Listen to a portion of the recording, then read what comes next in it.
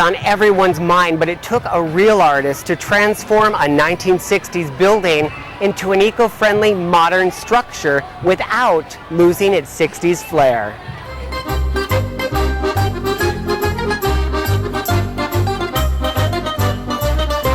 There's a new Italian eatery on Camelback Road near 20th Street that's a recycled version of its former self, a classic 1960s beauty salon that now incorporates vintage elements and the latest in eco-friendly design and construction.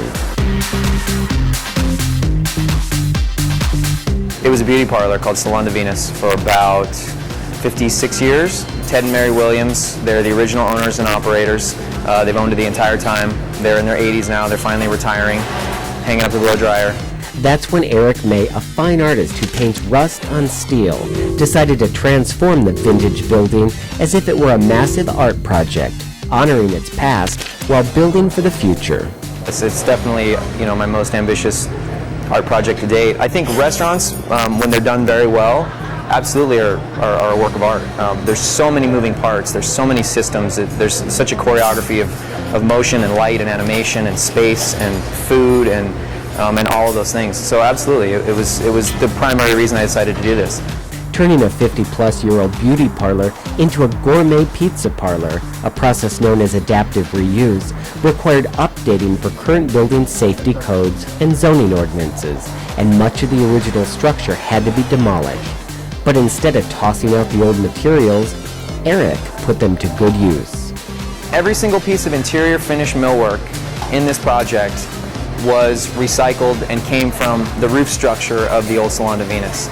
He used the building's old 2-inch copper piping to add decorative and rustic flair to the bar. And a safety feature from the past became a work of functional art for today.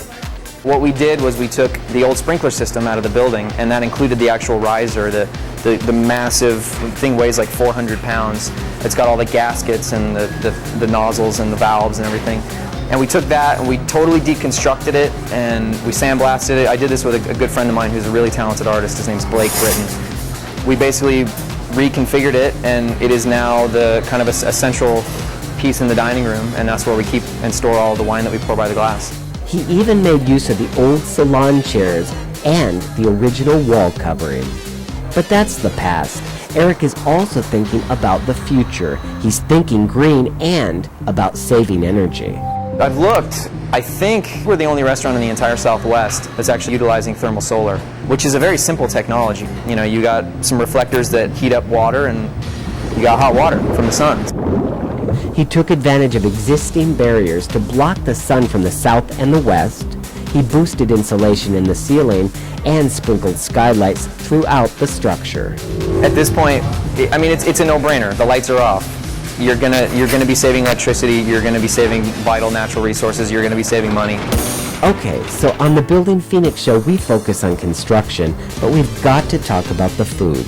His father is one of the founders of the popular Nello's pizza chain, so some of the recipes are family recipes. There are a couple of tried and true Nello's recipes that we carried over. The crust recipe, my grandfather's sausage recipe. Along with new dishes from a couple of well-known local chefs. Jared Porter, he was with Fiamma and Asia de Cuba and Olive and Ivy.